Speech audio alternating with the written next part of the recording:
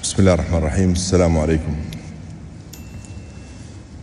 Your Highness, Sheikh Mansour bin Zayed Al Nahyan, Vice President and Deputy Prime Minister of the United Arab Emirates and Chairman of the Presidential Court, Your Highnesses, Your Excellencies, distinguished guests, ladies and gentlemen, good morning and welcome to Abu Dhabi and to ADIPEC.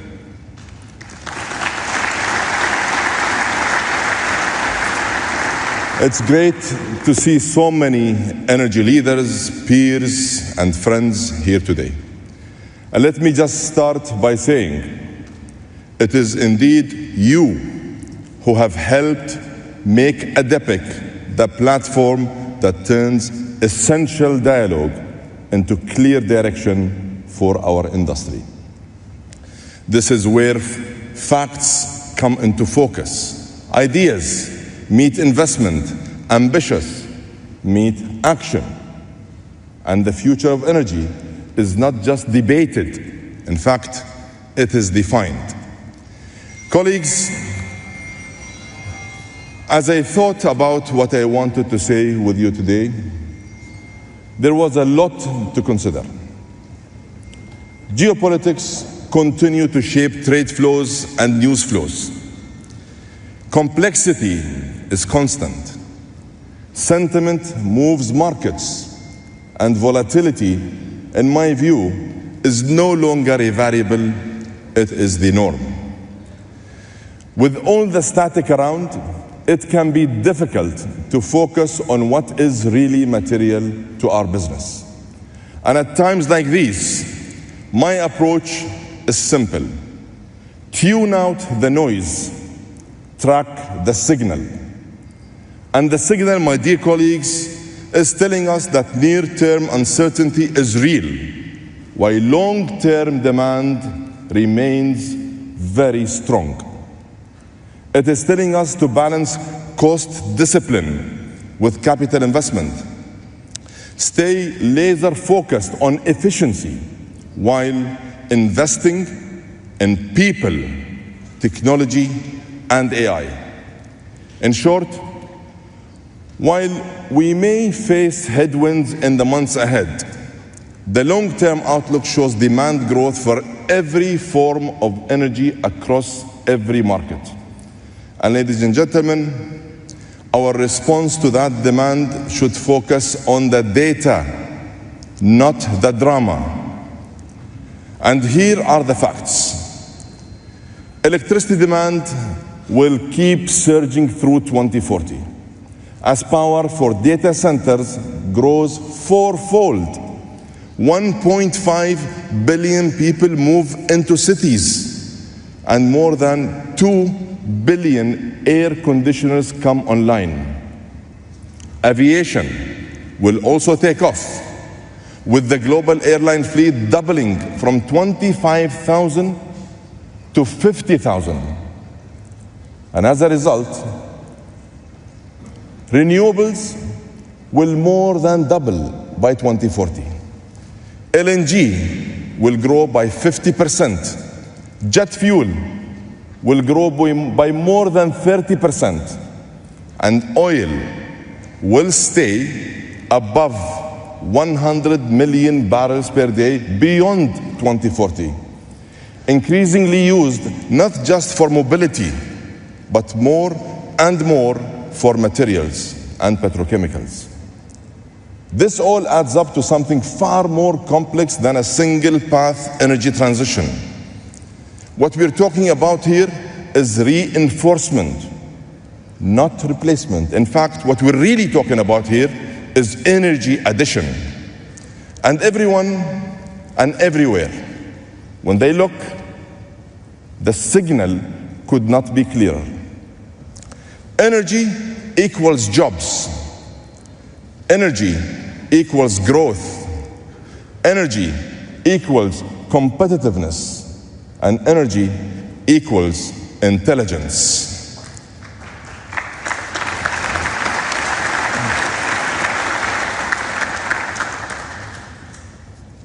Colleagues, yesterday we hosted here in Abu Dhabi the third ENACT Majlis, focused on how to ignite the twin engines of energy and AI to turbocharge economies. Leaders from energy, technology, policy, and finance built on the previous ENACT gatherings to deliver the following findings. 1, we still rely on molecules to create the electrons the AI needs. And here, allow me to quote Secretary Burgum yesterday, who summed it up perfectly. We used to say that knowledge is power. Now, for the first time in history, power is knowledge. Gas provides more than a quarter of the baseload power required by data centers. And a shortage of gas turbines is turning a supply crunch into a choke point that is pushing electricity prices higher. 2, infrastructure is still way behind where it needs to be. We need at least 6 million kilometers of new transmission lines by 2040. You simply can't run tomorrow's economy on yesterday's grid. 3, we need massive capital investment. We are talking about more than $4 trillion annually to cover grids, data centers, and all sources of energy supply. The fact is, that capital is available. We need the right structures in place to de-risk and ensure that this capital flows to the right places. And we need to free up dormant capital that is tied up in existing energy infrastructure assets. And on this point, trust me, there is huge potential here. And 4, and most importantly, more policy. Policy must enable progress, not obstruct growth. And on this particular point, let me be very clear. Policies should be pragmatic, not performative. Policies should be based on insight, not ideology. Built on first principles, not fleeting popularity. Because regulation without realism and legislation without logic will only weaken economies, stunt societies, and drive capital away. Colleagues,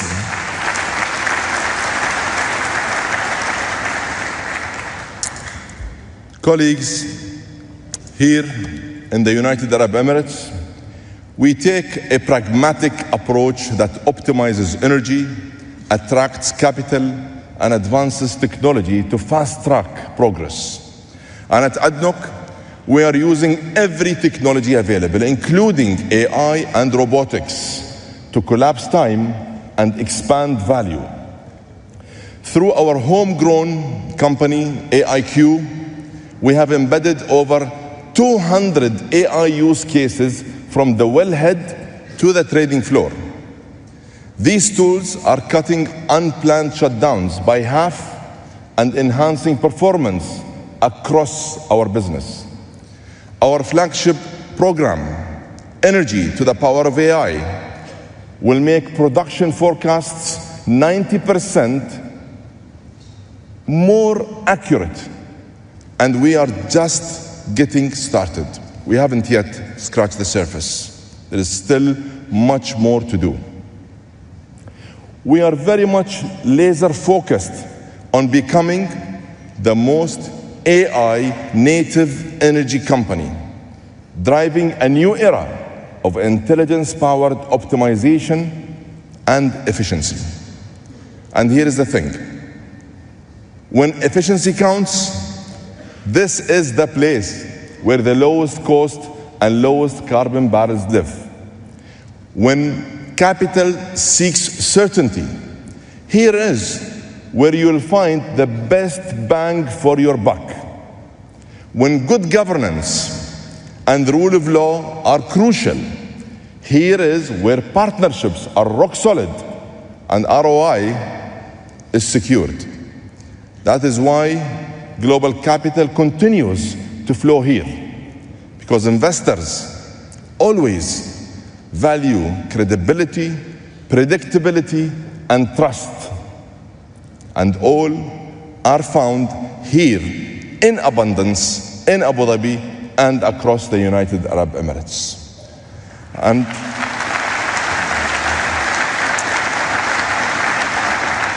as ADNOC continues to progress and thrive here at home, we are also going global to find the right opportunities.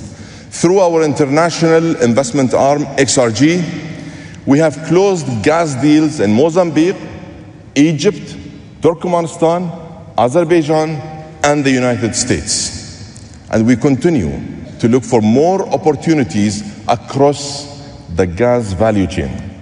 We are building a truly global chemical footprint across 5 continents, and we are investing in infrastructure and smart energy solutions to unlock new corridors for growth.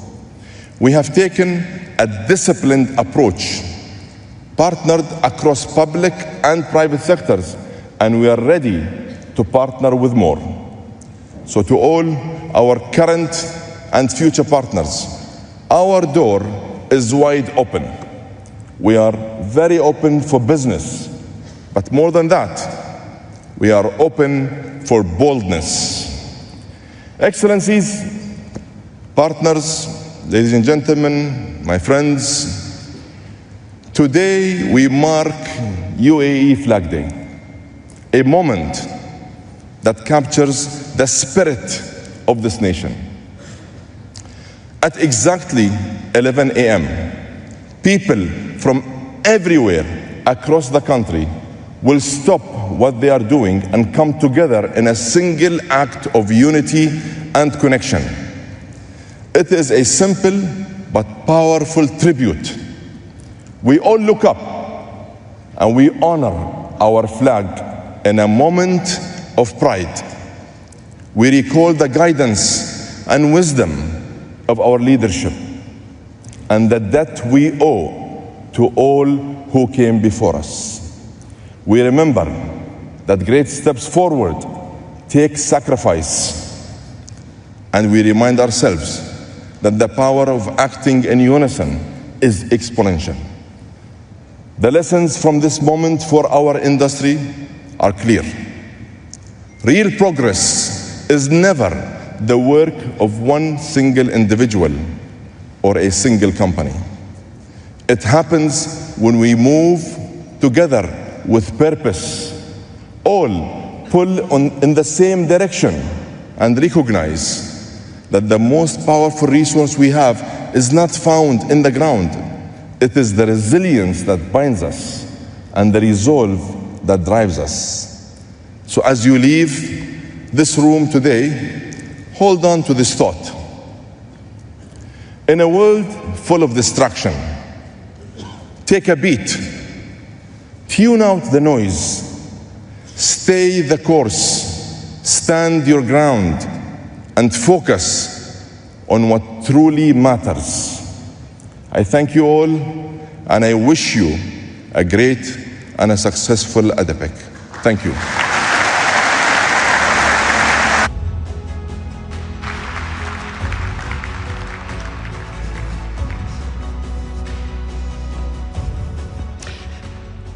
Thank you so much, Dr. Sultan. It is a great privilege and an honor to welcome the chair of America's Energy Dominance Council, U.S. Interior Secretary Doug Burgum. Mr. Secretary.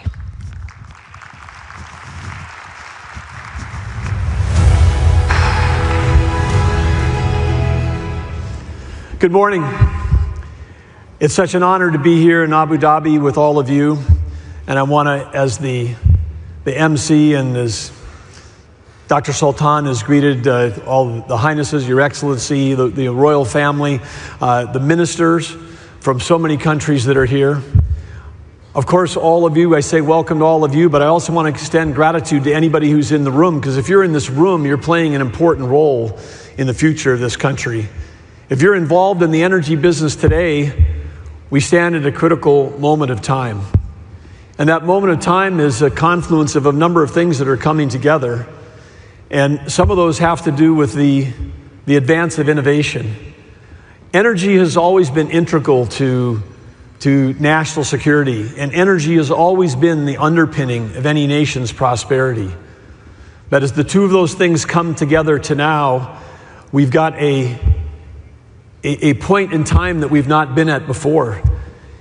If we think back in history, just 150 years ago in the United States of America, Thomas Edison was in his lab going through 1,000 experiments, each time not being able to achieve the expected outcome of being able to capture the power of electricity and turn it into light. But that miracle happened, and that was a point in time when the world changed. A few years later, he hired a young Nikola Tesla. They worked together. This was 1879 in the 1880s, so about 150 years ago. And then about exactly 50 years ago, the personal computer comes on the scene. And the personal computer, again, another inflection, a point in time which started to change everything. Personal computer and software became the thing that extended human capability and human knowledge more than ever before. But the two weren't really connected, because the entire tech industry was able to move ahead using very little of the electricity of the world. I had an opportunity to work in technology for almost 3 decades before I got into policy and elected leadership. In the United States, the tech industry never used more than 1% of the nation's power. It was an afterthought. Capital expenses weren't even part of the tech industry. But today, Dr. Sultan delivering what I think was the best opening keynote at any energy conference ever. Come on, give it up for Dr. Saad. That was amazing. That was incredible. Wow. I want to just keep sitting there and just hear more of that, and the slides. And I've never listened to a speaker go before me ever in my life where I agreed with every word they said, that was a first. But that was so timely. But as Dr. Sultan was quoting what I said yesterday morning, which is true, this point in time in history now, we've got a situation, because in all cultures, in all history, for all time, there's been, in almost every language, there's been a phrase that says that knowledge is power. But now we take the miracle of electricity and the invention and the innovation of computing, and we marry them together, and a kilowatt of electricity is more valuable than ever before, because it's not just turn on your lights. A kilowatt of electricity can be converted directly into intelligence. For the first time in humanity's history, we can manufacture intelligence. And that intelligence is a general purpose technology. It can be used by everyone. I've stopped calling these data centers, because a data center was a closed loop system between a company and its customers. But these are actual factories where we're manufacturing intelligence that can be used to advance medicine, to enhance education, to transform how we deliver healthcare. And as was shown this morning, it can be used in this industry and in every industry to dramatically increase the power and the efficiency of what that industry is doing. So the demand for this product is going to be incredible, because of course it's also going to be integral to defense. It's going to be integral to national security. So the demand signal, forget the noise, the signal is that the demand for power is going to go up and up and up. And as both Dr. Sultan and I have been saying, today is the day to announce that there is no energy transition. There is only energy addition. And we need to have more power to move people forward. We have 800 million people on the planet that don't have electricity today. And I will tell you one thing about capital. They talked about the trillions of dollars of capital. The capital is going to flow to where the lowest electricity prices are. You would never set up a manufacturing plant or say a mill to grind wheat into flour. You would not put that flour mill in a place where the cost of wheat was 3 times higher than it might be on the other side of a border. But why do we have prices changes? Why do we have some places in the world that have high energy costs and others low? Some of it has to do with physics. Some of it has to do with the gift and the glorious gift of abundance of natural resources that some countries have been blessed with. But a big chunk of it today, as all of you know, is policy. There's a set of policies that have been driven by an ideology around climate extremism that said the highest order bit, the most important thing, the thing that was above the human flourishing, a thing was above human flourishing, was the fear of the catastrophe of a degree of climate change in 2100, 75 years from now. But be afraid, be afraid, be afraid. Stop doing all this other stuff. What we need to do is make sure that we have the energy to drive the artificial intelligence, because the artificial intelligence is not just a product that can be sold. It is the thing that is going to drive innovation, and an innovation cycle like none of us have ever seen. In the 30 years that I spent in tech, it was driven by Moore's Law. Moore's Law, everyone understands. You doubled the power of the speed of a chip in 18 to 24 months, and the price got cut in half. So what happened after the first cycle? Then you'd be 2x. Then it would be 4, then 4 became 8. 8 became 16, 32, 64, 128, 256K, and on, 5, 12, 10, 64. It was an exponential curve of increase in power in a drop of price, and many people could not understand, many humans couldn't understand the rate of change that was occurring because of that change. But what do we have now with AI and the advanced AI models? It's not Moore's Law. It's much, much faster than Moore's Law.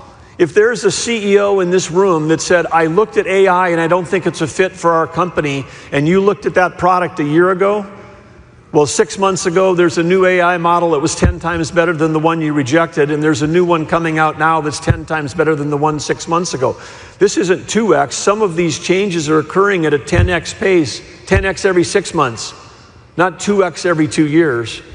So anyone who misunderstands how rapidly AI is going to affect your business and how your need for power is going to go up, I like to say, they used to say in the global brand of Kodak, they had a phrase when they would take a great picture, and it was called a Kodak moment. Well, there was also a Kodak moment where Kodak, one of the great brands, top 30 companies in the world, misunderstood how fast digital photography was going to overtake the film business. And Kodak moment had Kodak basically disappeared off the planet. There will be executives, there will be companies that have their Kodak moment because they do not understand the speed at which AI is coming and the impact it's going to have on their business. But that's not the case here. And I want to say again why we're so proud to be here today. The United States back in force at ADIPEC, 248 U.S. companies that are here after a bit of an absence the last 4 years, but we're back. We're so pleased in the relationship between the United States and the UAE. President Trump sends his greetings to all. He had such a fantastic trip here back in May. The importance of the entire Gulf region to the United States has never been more important. There's an understanding in this administration that we not only share values, but we share a belief, and we share a belief about energy policy. And I would describe President Trump's energy policy in 2 words: peace and prosperity. He is the peace president. He's resolving conflicts all over the world. Think of it, 1 year ago today, we're coming up on what was the election, almost today, a year ago. A year ago, the United States of America had a ban on LNG exports. We had a ban on building new LNG export facilities in our country. It made no sense to some of us who campaigned hard for President Trump to win. Since that time, there's been an unleashing. On day one, he turned that around. There was an unleashing of capital or unleashing of ingenuity. New capacity has increased to be able to export LNG. Our policy is to sell energy to our friends and allies so that they don't have to buy from our adversaries.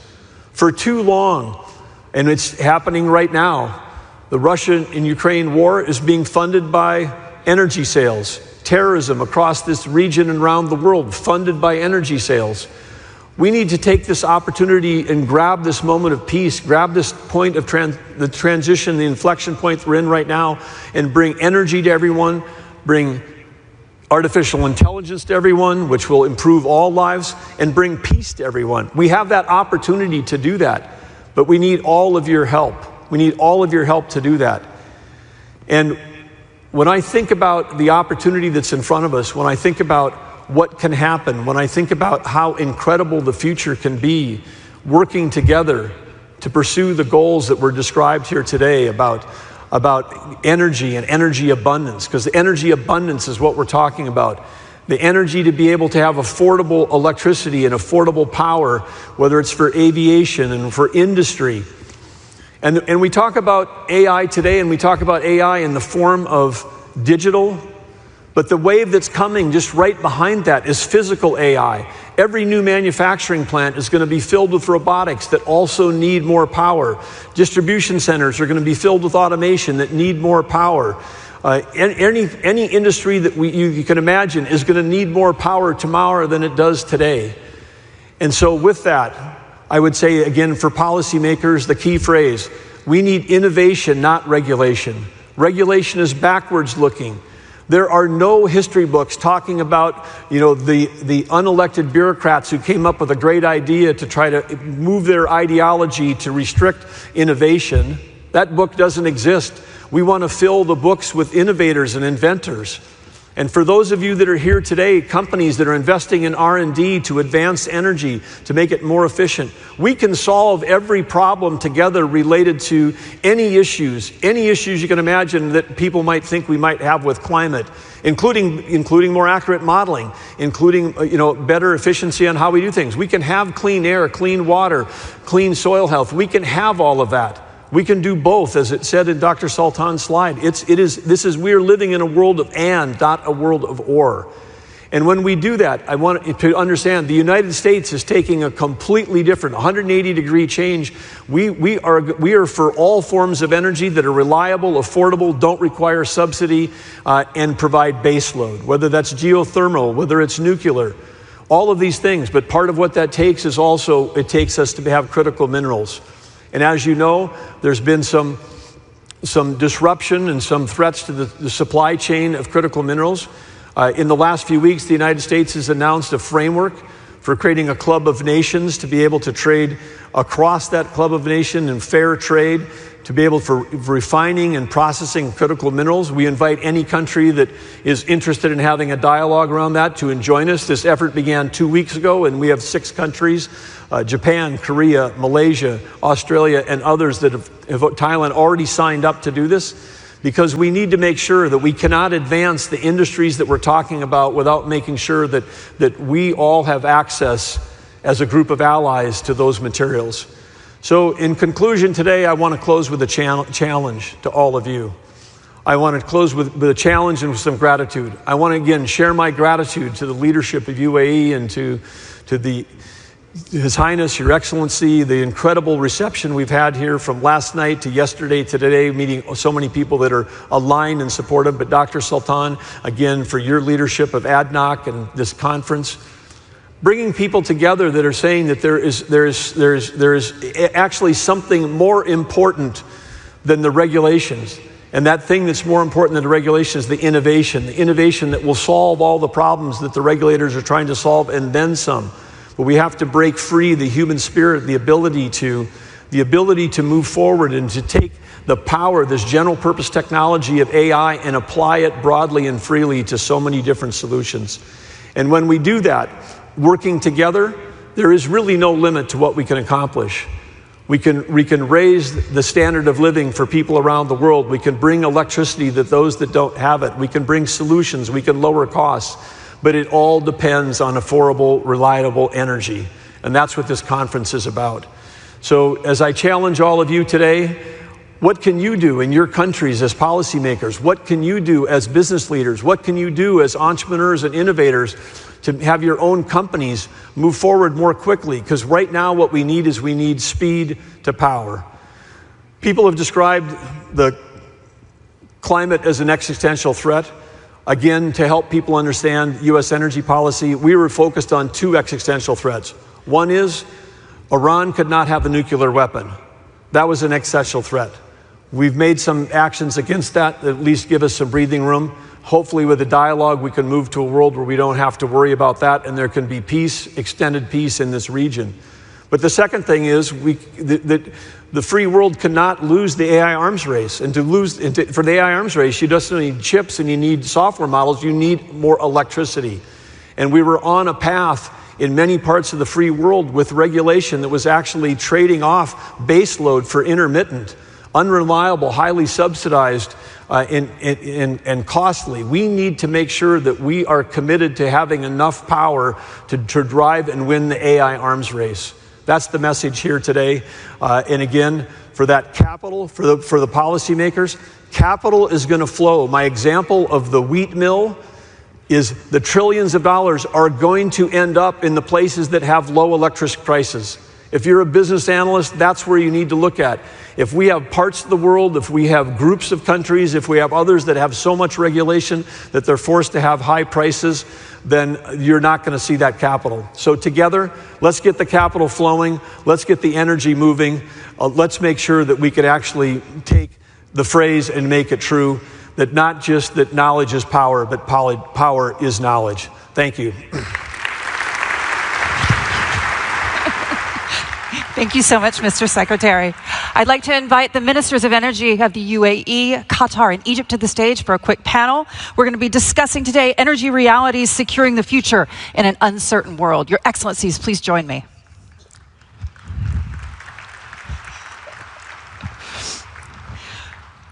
We're going to have a bit of a lightning round this morning. So I've got about 10 minutes with you gentlemen, so let's make them count. Think in sound bites. Your Excellency, Suhail Mazrouei, the Minister of Energy here in the UAE, it's an honor and a privilege to speak with you this morning. Walk me through the latest OPEC Plus decision. Are we going to see a glut in the oil market? Well, first of all, it's not only about oil or gas anymore. I think we're talking about energy. And the three things that we need to be sure after seeing the numbers from His Excellency Dr. Sultan's presentation, and Secretary Burgham as well, there is a requirement for more energy. And same with oil and gas. The world, and absolutely no doubt, would require more resources. Those resources will be definitely more oil, definitely more gas, definitely more renewable energy. And we need to make sure that the environment for investment is allowed to do that. If we're not achieving a balance between the price and what the world requires, we will not have the flow of investment enough to do it. I know some countries like UAE and others are investing regardless, because we know the demand is there, the demand is happening, but not everyone can do what we are doing.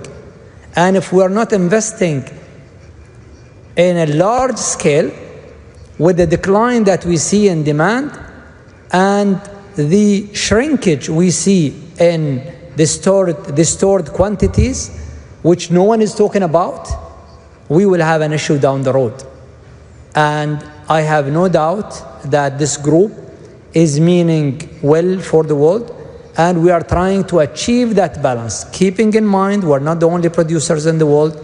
Our share of the world production is reducing, and if we are not investing more, but I think with the AI, with the data centers, we will definitely need more energy. So you're not worried about an oil glut in 2026? I'm not going, Hadley, I'm not going to talk about an oversupply scenario. I can't see that. I can't justify that. And I think all of what we are seeing is more demand. We just did not quantify how much is the additional requirement for power going to demand from gas, going to demand from oil. And keep in mind, part of the gas is associated. So we will have to produce those barrels in order to get the gas. Your Excellency al-Kaabi, we're talking about an uncertain world. We're talking about politics. Is Qatar going to stop its LNG exports to Europe? First, I'd like to thank, His Excellency and His Excellency Dr. Sultan for inviting me to this conference. It's a pleasure to be with everybody, and I think it's very hard to speak after the two speeches that we heard, which were magnificent, and I agree with everything they said. Regarding whether we would stop to Europe, you're talking about the regulations in Europe. One of the things that I would like to highlight is, I think, maybe if you look at everybody in the room, and I think most of these companies are our colleagues and friends, we have had in Qatar the same policy and our view on how we see the business, how we see the transition, how we see the need for oil and gas for the future, and have not changed our ways. We have announced that we can't reach net zero because we don't think it's achievable. I think, a small part of this conference, unfortunately, changed with politics, depending on, when it was President Biden and now President Trump and so on. And I think they're not looking at facts and realities. And I think we shouldn't be following politics when we look at the lives of people for the future and how much energy we need in the future. Going back to your question, we have announced very clearly, I've spoken in several occasions, if Europe does not really look at how they can water down the CSDD or cancel the CSDD and still have a penalty of 5% of our 5% of our total world turnover as a penalty, we will not be delivering LNG to Europe for sure, 100%. And the reason being is what I just said. We have already announced a while back that we can't reach net zero, and that's one of the requirements, among other host of things that I think the majority are aware of. So I think that Europe needs to understand that I think they need the gas from Qatar, they need the gas from the US, they need the gas from many places around the world. And I think if they don't change that, it's not us as a company, it's Toyota delivering cars that will be impacted. This is not an oil and gas thing. So I think it's very important that you look at this very seriously, and I think that's being looked at by the Europeans. And Your Excellency Badawi, just a quick one for you. We're talking about a $35 billion gas deal that Israel called off, essentially. Do you believe you're going to be able to get that deal back on the table for Egypt? So first of all, it's a great pleasure to be here, and Your Highnesses, and also really a big thank to Dr. Sultan, right, for having. When you look at Egypt, we're very much focused in terms on how we can really play a key role in the energy landscape and how we can really help to have molecules in the region, in the East Mediterranean, to be monetized at the lowest cost per scuff. And also in terms of enabling really this monetization to take place, leveraging the infrastructure, right, that exists in Egypt, and to make sure that we avail that energy need, to the different markets where it's required. When you look at Egypt itself has a market of 120 million people. And at the same time, it has, energy needs which are growing, year on year. But more importantly is that really we're focused, and I like the word that Dr. Sultan mentioned about, filtering out the noise and really focusing really in terms on the signal. And we're very much, focused in terms on how we can unlock, the upstream sector, both, the oil and gas, accelerate production of existing fields, accelerate exploration to unlock future reserves, and not only in Egypt, but in the Eastern Mediterranean. And as well in terms of focusing on the infrastructure that we have to help our partners both in Egypt and in the region to monetize those molecules, whether in terms of oil or gas, through the petrochemical sector to create value-added derivatives, through the refineries to create value-added products, or for our export terminals to make that energy available, in the region. The third one is also on the mining, and critical minerals is also very, very important, as Secretary Doug Burgin, mentioned. And Egypt is very much focused in terms of unleashing the potential, right, of the mining sector, right, in Egypt, and collaborating with our partners to make that available, not only in terms of raw material, but as well in terms of industry. And also working really on the fourth pillar, which is the energy mix. Everybody talked about how energy is very important, and we're very much focused on creating the energy mix, which leverages, renewables, renewables, and which leverages the oil and gas, and which leverages as well nuclear, to make sure that we actually make available gas to where it can create value-added derivatives and that we can provide the energy needs. And all of that without forgetting the people element, because again, AI, technology, and so forth will always require people, and hence why we're focused on the health and safety of everybody involved in the value chain and on the climate. And collaboration is key. Our sixth pillar is collaboration. And really, I thank Dr. Sultan, and ADIPEC is a great example of really having an environment to foster this collaboration between different, members, whether policymakers, different industries, and also how we're leveraging collaboration with different countries right in the region, and also lately as well with Cyprus, to make that gas available in Cyprus, to be able to be available through the Egyptian infrastructure for the rest of the world, and also enabling, Egypt to be a platform for growth for companies, like Dr. Sultan was mentioning about having Arceus to grow as a vehicle, not only in Egypt but for the region. So we're very, very proud of the collaboration and really enabling those 6 key pillars to foster this collaboration with all our partners within the whole East Mediterranean to avail that energy that is required. Your Excellencies, we have to leave it there. Thank you so much for joining us. Thank you. Thank you, sir. Thank you. Thank you very much.